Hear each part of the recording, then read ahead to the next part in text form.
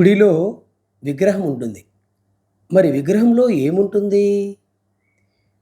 ఒక మనిషిని అడిగినప్పుడు, "అయ్యా! నీ లోపల ఏముంది?" అని అడిగితే, రక్తము, ప్రేగులు, ఎముకలు, కిడ్నీలు, గుండె, లివరు ఇవన్నీ ఉన్నాయి నా శరీరంలో అని చెప్తాడు ఒక మనిషిని అడిగితే.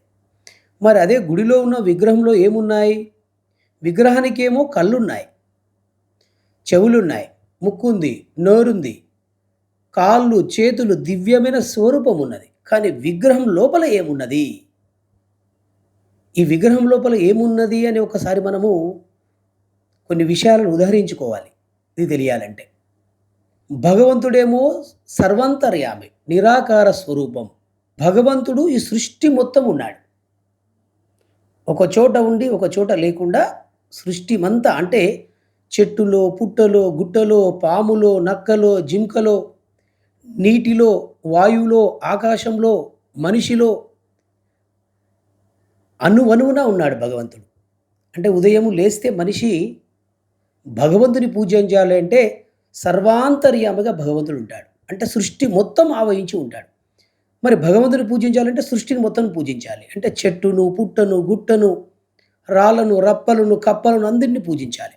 ఒక మనిషి ఉదయాన్నే లేచి అన్నిటిని పూజించాలంటే తరం కాదు. అన్నిట్లో భగవంతుడు ఉంటాడు. అందుకే ఈ సృష్టి మొత్తం ఆవహించినటువంటి భగవంతుని ఒక చోట చూడాలి.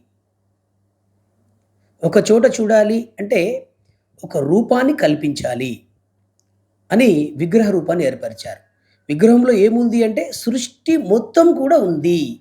కేవలం విగ్రహంలో ఏముందంటే రాయి ఉంది. రాయిలో కూడా భగవంతుడున్నాడు. సృష్టి మొత్తం కూడా ఆ విగ్రహంలో ఉంది అని. విగ్రహాన్నే పూజిస్తున్నాము అంటే అది సరైనది కాదు. కేవలం కళ్ళు, ముక్కున్నటువంటి విగ్రహాన్ని ఆరాధిస్తున్నట్టు కాదు. సర్వ సృష్టిని ఆరాధిస్తున్నట్టుగా. ఆ విగ్రహంలో నువ్వు కూడా ఉంటావు. నీతో పాటు విగ్రహాన్ని చూసుకున్నప్పుడే, విగ్రహం లోపల నిన్ను నువ్వు చూసుకున్నప్పుడే అది దైవత్వం అవుతుంది అని. ఈ విగ్రహం లోపల సర్వ సృష్టిని చూసినప్పుడే అది దైవంగా మారుతుంది. ఈ విగ్రహ రూపంలో ఏముంది? సృష్టి మొత్తము కూడా ఉన్నది. నువ్వు విగ్రహాన్ని పూజిస్తే సర్వ సృష్టిని పూజించినట్టే.